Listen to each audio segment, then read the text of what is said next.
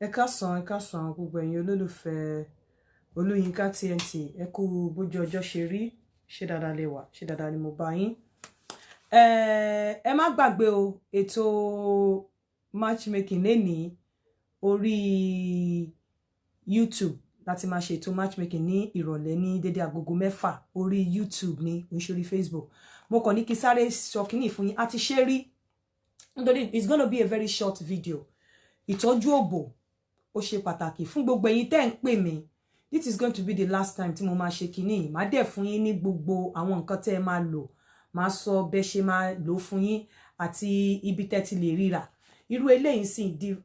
wọ́n pè ní Divine Crystal Essence. Divine Crystal Essence leléyìí. Eléyìí ó ní it's yummy. Yoni steam herbal. Ó wà herbal. Tẹ́ bá bẹ̀rẹ̀ lọ́wọ́ àwọn èèyàn sì wọ́n ní kẹ́ máa steam òbò yín, wọ́n ní kẹ́ máa ṣe kíní kan, kẹ́ máa ẹ lè steam òbò. Ẹ lè ṣe maybe once in 3 months, maybe twice in a year.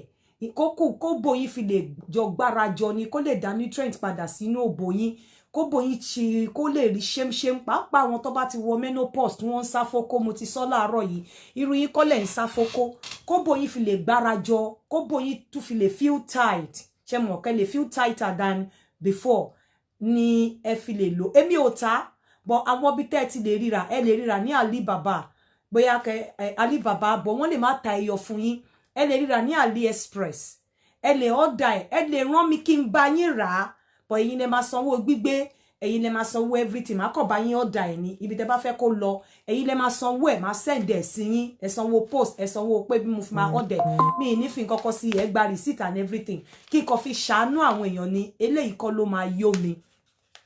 Ipe tẹ́ eléyìí kẹ́ fi steam òbò yín maybe twice in a year. Kẹ́ ṣe ẹni tó bá fi pé òbò òun lose, ẹni tó bá fi pé bí ọkọ òun ò gbádùn òun mọ́, ẹni tí ó bá ní, in fact téèyàn bá ní infection after tó bá ti treat ara ẹ àbí tó ṣe bímọ, irú àwọn nǹkan báyìí ó dá lọ́pọ̀lọpọ̀ láti lò. Ẹ lè ríra ní AliExpress. Ẹ lè ríra ní ṣé kí náà ti máa ń ṣe kíní kan kí ni wọ́n máa ti ra nǹkan ní Nàìjíríà yẹn, ẹ rán mi létí. Kí ni wọ́n máa ti ra nǹkan ní Nàìjíríà yẹn, ẹ jọ̀ọ́ ẹ rán mi létí bí tó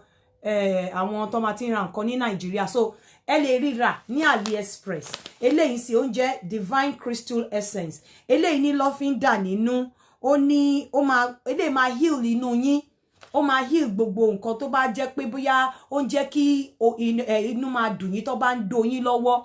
Eléyìí máa heal inú yín. Mi ní kẹ́ ṣe all the time. Tẹ́ bá lọ bá doctor sí àwọn tó máa ní kò dá kéèyàn fọ òbò. Jumia, God bless you. Ẹ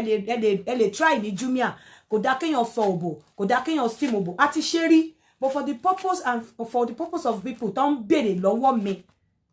Tẹ́ jẹ́ kí n gbádùn àbí Amazon, yes, God bless you. Ni mo ṣe ní kí n dá padà. Mi dẹ̀ ní fún yín ní detail mi ní bẹ̀rẹ̀ láti bẹ̀rẹ̀. Ó ní irú eléyìí sì ẹ rí pé wọ́n ya òbò síwájú eléyìí. Eléyìí sọ pé mo ti ya picture ẹ̀, máa post ẹ̀ sórí page mi kẹ́ lè rí. Tẹ́ bá lọ sórí AliExpress, ẹ kọ type herbal leaf for vaginal steaming. Àbí Shoprite, yes, herbal clinic for vaginal steaming. Ẹ máa rí ńbẹ̀, ẹ máa rà níbẹ̀. Ó ní nǹkan tó wà nínú eléyìí ni. Eléyìí mo ti já tẹ́lẹ̀, ṣé mo pa ti lórí. Ẹ̀yin tẹ́ ń bí mi. Ó ní nǹkan tó wà nínú ẹ̀ ni is herbal, is pure herbal. Ó ní ṣé rí pé herbal ni, but ó ní lọ́fíńdà, ó ní everything nínú. Pé tẹ́ bá kẹ́ lè gbé òbò yín sí low mileage, kẹ́ lè dá òbò yín padà. Pàápàá àwọn tó ti wọ menopause, ó dá kẹ́ lè gbé òbò yín padà sí low mileage. Ó ní mo ti yá, máa post ẹ̀ fún yín, kẹ́ fi sí, kẹ́ lò, kẹ́ dẹ̀ maybe twice in a year. Ẹ máa pamper òbò yín, ẹ máa ṣe. Tẹ́ bá lówó, ẹ lè ra kíní yìí. Mo ti gbé kíní náà wá. Báwo náà ṣe lò? This thing, it comes bó ṣe rí ni. Ó come pẹ̀lú set, ó come pẹ̀lú cup. Ó ní ibi tẹ́ ẹ máa fi leaf yẹn sí, òun rè ní ìsàlẹ̀ níbí báyìí. Ẹ ti bu leaf yẹn, ẹ bù sínú bí ẹ̀dẹ̀. Ẹ máa bomi sísàlẹ̀ ńbí. Tẹ́ bá ra kíní, ẹ máa bomi sísàlẹ̀ ńbí báyìí. Ẹ̀dẹ̀, ẹ wá plug omi yẹn á gbóná. Ẹ fi sísàlẹ̀, ẹ wá cover ẹ̀. Reason tẹ́ ṣe máa cover ẹ̀ báyìí ni wípé kí kíní so that steam yẹn kò ní máa jó yín nínú òbò. so tẹ́ bá ti bomi sísàlẹ̀ tẹ́ ti plug ẹ wá cover ó ní ó ti wà cover ṣé rí pé ó dàbí putte ó dàbí pò ẹ wá gbé eléyìí sí lórí eléyìí tẹ́ máa gbé sí lórí á gbà yín jókòó á gbà yín dúró á lè gbà yín jókòó ẹ gbé eléyìí sí lórí ẹ jókòó lé lórí tẹ́ bá jókòó lórí steam yẹn á máa wọ òbò yín lókè steam yẹn á máa wọ òbò yín lókè eléyìí náà this one is about I think it's about 110 pound about 110 pound or 80 pound it depends ẹ lè rí eléyìí náà rà tẹ́ bá ti sọ pé fẹ́ ra putty for vaginal steam ẹ lè ríra ní AliExpress èmi ò ta eléyìí tèmi leléyìí but mo ra eléyìí láti lò fúnra mi ní ṣẹ́tírí ó ní tẹ́ bá ti rà tẹ́ bá lè afford eléyìí tẹ́ bá lè afford eléyìí àwọn kékèké kan wà àwọn kékèké yẹn wọ́n ṣe in form of po ẹ gbé sórí WC yín ẹ gbé sórí ní toilet seat yín ẹ ti fi kíní steam yẹn sábẹ́ ẹ jókòó lé ẹ kò jókòó lé bí for about 10 minutes 10-20 minutes tẹ́ bá ń ṣe maybe twice in a year ẹ rí wípé òbò yín ó máa gbárajọ tẹ́ bá tún wá fẹ́ pákú kẹ́ tún wá máa ṣe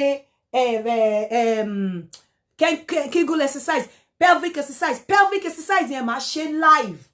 máa wọ ṣòkòtò kékeré tó máa ní ihò lábẹ́ máa kíkiní yẹn sínú òbò mi gbogbo yín lẹ máa rí tí bá kí sínú òbò mi ẹ rí àwọn exercise tí máa ṣe pẹ̀lú ẹ̀ tẹ́ bá ṣe ẹ lè ṣe kí ara yín má bọ́ sípò ẹ lè ṣe kí elastic òbò yín kó má padà wá tight máa ṣe live kí gbogbo yín rí máa kí sínú òbò mi máa dẹ̀ sọ bẹ́ ṣe máa ṣe exercise yẹn ìyẹn náà kí ni Kegel balls yẹn ẹ lè ríra ní Amazon ẹ lè ríra ní Jumia ẹ lè ríra ní AliExpress just go on AliExpress kẹ́ type pé put it off ń ṣe vaginal steam ẹ lọ kẹ́ type tẹ́ lọ sí ó ní kan tó máa ń pè ní XC is it XC or Amazon ẹ máa rí gbogbo kíní so èyí tó bá wà applicable to you èyí tó bá fẹ́ lò irú èyí tó bá fẹ́ lò fúnra ra ẹ tó mọ̀ pé àìsàn tó ń ṣe èrè o lè ti torí pé èmi ra Divine Crystal Essence kí wọ́n náà lọ lo Divine Crystal Essence o lè má need Divine Crystal Essence o lè jẹ́ pé vaginal steam nìkan bóyá o kò fẹ́ máa ṣe once in a while nìkan ló fẹ́ máa ṣe o lè má need Divine Crystal Essence yìí eléyìí sí ó máa ń heal èèyàn nínú ẹni tó bá ní ọgbẹ́ ẹni tó bá lọ́gbẹ́ inú ẹni tó bá tí inú bá ń dùn ẹni tó bá ń feel pain níbi pelvis ẹ ẹni tó bá ń feel pain níbi cervix ẹ ó máa ń heal nínú irú eléyìí sí ẹni tó bá feel pé òbò òun loose pelvic exercise yẹn dẹ̀ ti wà too difficult fún ó lè lo eléyìí kó máa fi ṣe maybe once in every 4 months ó máa gbé òbò ẹ padà sí shape ìjọ tó bá kọ́kọ́ ṣe gan tó bá dùn ẹ wàá rí wípé wàá rí effect kò sí side effect because ẹ rí pé mo gbé jáde ewé lásán ni is herbal anything tó bá jẹ́ herbal tí kò ṣe pé bóyá ẹ máa mú sẹ́nu or anything your Aunty Yinka, please can't you restrict age for this your site please. Well, I've done that and I'm still going to do that. Only mo ṣe máa announce pé 18 plus ni so ti yẹyin and pelvic exercise yìí kò sí nǹkan tó burú ó ní ṣe rí pé herbal ni ewé ló wà nínú ẹ̀ ṣe rí pé ewé ni kò dẹ̀ ṣe pé ẹ máa rí ewé sínú òbò yín ẹ máa dà sínú nǹkan ni inú nǹkan tẹ́ bá ra rú eléyìí sìn tẹ́ bá ra rú kíní inú bí tẹ́ máa da ewé sí leléyìí ẹ máa da ewé síbí ẹ máa cover ẹ̀ níbí báyìí ṣó ti yé yín eléyìí lẹ máa wá gbé sí orí omi gbígbóná tẹ́ dà sínú kíní yìí inú bí tẹ́ bá ra eléyìí sí tẹ́ bá fẹ́ lẹ́yìn náà you can call me I can help you order it or you can call me and ask me èyí tẹ́ máa gbé sórí toilet tẹ́ bá lè afford eléyìí tẹ́ bá ti bu ewé síbí inú bíbá ilé máa bomi gbóná sí ẹ dẹ̀ gbé sórí ẹ̀ á dẹ̀ máa gbóná jáde ẹ dẹ̀ cover ẹ̀ pẹ̀lú eléyìí ẹ cover ẹ̀ pẹ̀lú eléyìí àti ṣẹ́rì àwọn olóbi ẹ cover ẹ̀ pẹ̀lú eléyìí omi yẹn á máa jáde omi gbóná á máa jáde ń bí ẹ dẹ̀ fẹ́ eléyìí dé eléyìí ló máa lè gbé yín jókòó lẹ máa lè fi jókòó sórí ẹ̀ meanwhile it comes with a skirt reason tó ṣe come pẹ̀lú eléyìí ni wípé ẹ wọ skirt yìí sísàlẹ̀ ẹ wá fà tẹ́ bá ti wọ̀ ẹ wọ skirt bẹ́ẹ̀ ni wọ normal skirt ẹ wá fà sókè báyìí ẹ wá dàbò bí ìgbà tí ẹ bora mọ́ nǹkan ni so ẹ bo òbò yín mọ́ inú kinní yìí ni kó lè steam ẹ má kó ṣe nǹkan tẹ́ ẹ máa ṣe lójoojúmọ́ maybe twice in a year lẹ need ẹ twice in a year lẹ need ẹ ó ti tó ṣó ti yé yín but àwọn kinní yìí kò ní side effect but you have to go online and bóyá ẹ kàn lè sọ pé vaginal steamer herbal for vaginal steam for bóyá pelvic kinní kan ẹ ṣàkóso nǹkan tẹ́ fẹ́ lò fún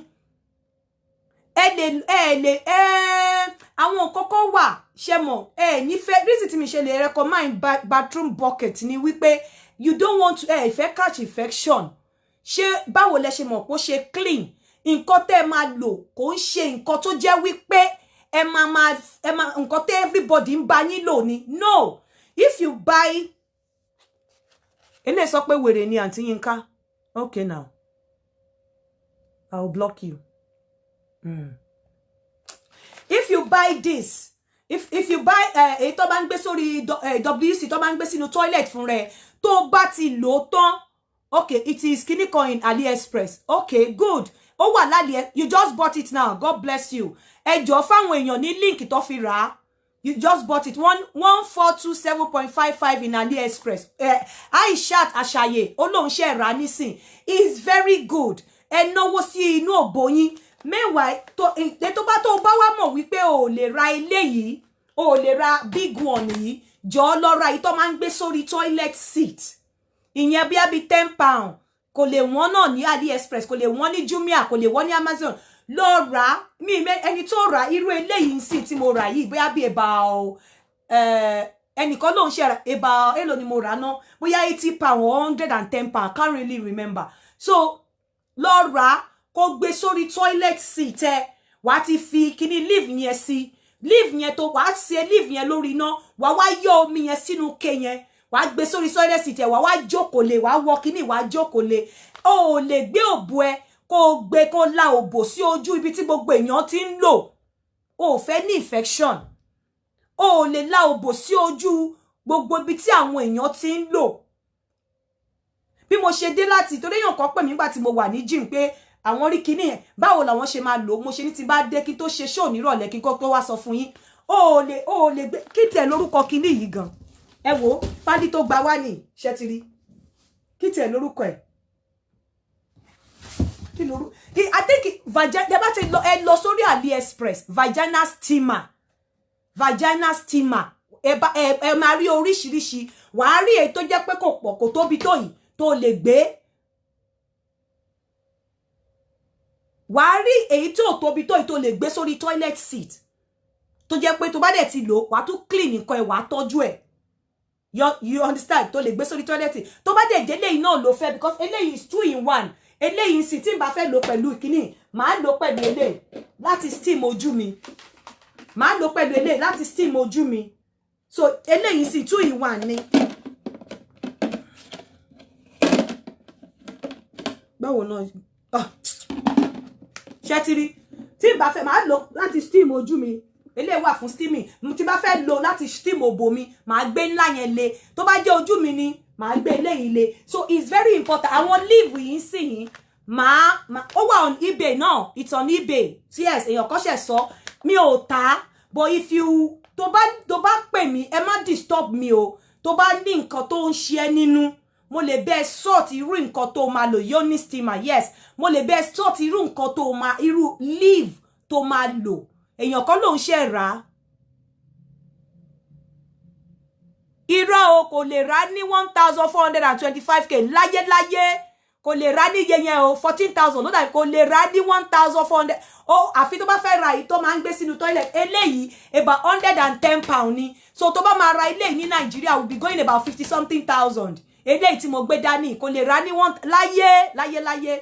so tó bá pè mí later láti sọ nǹkan tó irú leave tí mo lè bẹ́ẹ̀ sort bóyá fún inú ẹ tó lè fi steam inú o lè pè mí later máa ṣe fún ẹ bọ́ ẹ má disturb mi mo ṣe dé láti gym ni mo ṣe dé láti gym mo ṣanra mo fẹ́ sùn padà but mo wá ti promise ẹni tó pè mí pé kó má worry pé bó tiẹ̀ jẹ́ 5 minutes kí n tó ṣe matchmaking rọlẹ̀ pé màá bọ́ta màá sọ bẹ́ẹ̀ má disturb mi tó bá ní problem nínú tó bá ní problem nǹkan tó fẹ́ fi steam inú ẹ sọ fún mi màá bẹ́ẹ̀ wo leave tó máa lò irú leave eléyìí láti gbé òbò lárugẹ eléyìí sìn fún àwọn tí inú máa ń dùn kọ̀kọ̀ lélẹ̀ eléyìí láti gbé òbò lárugẹ ni bóyá o bá ní date pẹ̀lú ọkọ ẹ bóyá ọkọ ẹ travel lọ ọkọ ẹ ò sí nílé wá fẹ́ dé bóyá ìwọ tó dẹ̀ ti jí pé o wà labroad ọkọ ẹ wà ní Nàìjíríà o ti ń dóko dáadáa labroad o dẹ̀ fẹ́ lose ọkọ ẹ fẹ́ pa ẹ má sọ fún mi pé mò ń encourage èèyàn o pé láti dóko torí àwọn wèrè kan máa ní mò ń encourage mò ń sọ reality ni bóyá o ti fọkọ sílẹ̀ for years o dẹ̀ wà ní abroad bóyá ńgbà tọ́lọ́ wá ṣèwé fún ẹ o fẹ́ lọ bá ọkọ ẹ nílé o dẹ̀ ti dóra ẹ dáadáa labroad o dẹ̀ mọ̀ pé máa dóko ńlé o lè lórú eléyìí á gbé òbò ẹ padà sí shape tẹ́ pé tọ́kọ ẹ bá dú ẹ tó o bá padà sílé ó bá dàbẹ́ ni pé o ti di virgin òbò yẹn máa dí bẹ́ẹ̀ ni wípé òdó kankan látijọ́ tó ti kúrò lé ni irú àwọn eléyìí nìyẹn bóyá tó o bá fẹ́ lọ gbé òbò káyàn mọ́lé tó fẹ́ kéèyàn kú sórí òbò ẹ tó fẹ́ kéèyàn má kódó òbò ẹ bí ẹni wípé kò sóbò míì mọ́ eléyìí o lè ṣe a night before kó tó lọ dóko yẹn bóyá ìwọ tó ti dóko jákó mọ́ra dáadáa nílùú òyìnbó tó fẹ́ lọ padà lọ gbóbò fún ọkọ ẹ nílé eléyìí o lè ṣe for the pregnant woman I am going need there because òbò pregnant woman ordinarily ó yẹ kó tiẹ̀ ṣì tight títí tó máa fi bímọ torí pregnant woman ò need kí òbò ẹ tight torí ìgbà tó máa bímọ I mean so pregnant woman ó láti máa dóko regularly ni o need oko regularly so tó bá tún wá lọ ń ṣe léyìí Ọlọ́run má jẹ́ ní complication Ọlọ́run má jẹ́ ká ní complication ṣé o fẹ́ kó lọ máa ní tears tó bá fẹ́ bímọ ni you understand no so eléyìí make sure pé find out nǹkan tó ń ṣe yín kẹ́ tó ra live according to nǹkan tó ń ṣe yín o mo block ẹ o God kept me mo block ẹ make sure pé find out nǹkan tó ń ṣe yín kẹ́ tó lọ lò what of breastfeeding mom it has nothing to do with breastfeeding you are not going to put this thing in your mouth obuelo first thing it has nothing to do with breastfeeding but pregnant woman nítorí wípé tó bá fẹ́ bímọ ó nídìí kó bò ẹ fẹ́ mi ò advice kí pregnant woman kó ṣe but gbogbo àwa tá bá ń fìpó bò wá lose gbogbo àwa tẹ́ bá máa ń gbá away match bóyá ẹ̀yin tẹ́ ti pẹ́ nílùú òyìnbó tẹ́ ń gbá away match tẹ́ fẹ́ padà lọ bọ́kọ́ lé ẹ lè lò láti gbóbò yín padà sí bóyá 2 months before kẹ́ tó lọ kẹ́ ti ṣe bí ẹ̀ẹ̀mejì ẹ̀ẹ̀mẹ́ta kẹ́ tó gbóbò padà lọ sílé ẹ lè lò yeah o need oko steady as a pregnant woman so nǹkan tí mo máa sọ fún yín nìyẹn máa ṣe eléyìí gbóbò padà sí shape ni gbé òbò padà sí low mileage eléyìí tó bá ní problem bóyá o ní problem pẹ̀lú inú just read well about it gbogbo ẹ̀ herbal ni ẹ jẹ́ kí n ṣe eléyìí náà kẹ́ woru nǹkan tó wà nínú ẹ̀ ṣe rí pé ewé ni ewé ló wà nínú ẹ̀ ilé gbé òbò padà sí shape ni ṣe rí pé ewé ló wà nínú ẹ̀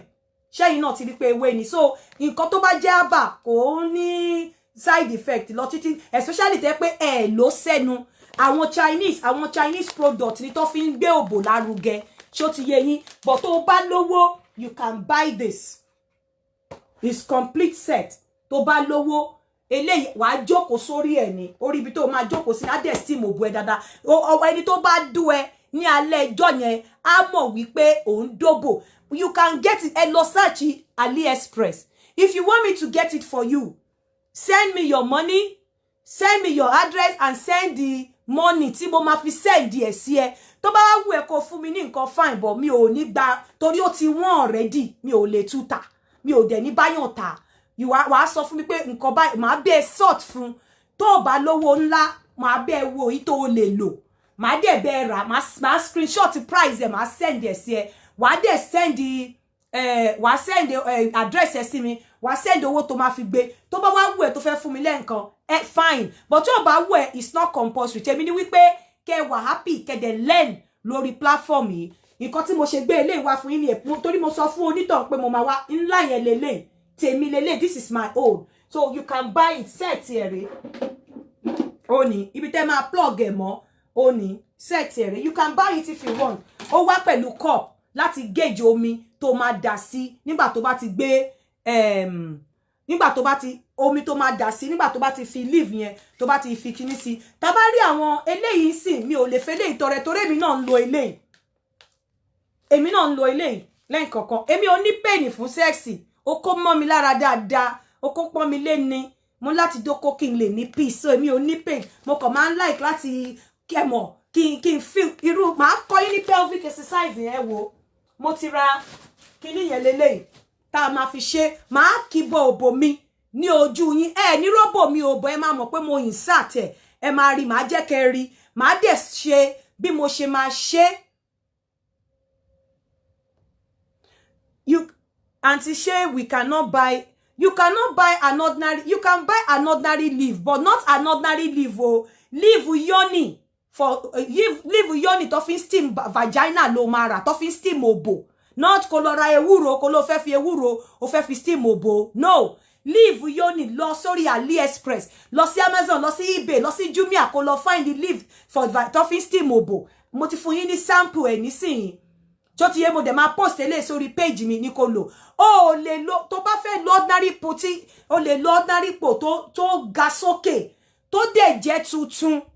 Bó ṣe jẹ́ tuntun tó lọ rà lọ́jà yẹn gan. Wàá ní láti báwo lo wàá ní láti mọ̀ wípé o sterilize o kò ní fún ẹ ní infection kó má lọ gba bacteria sínú òbò ẹ.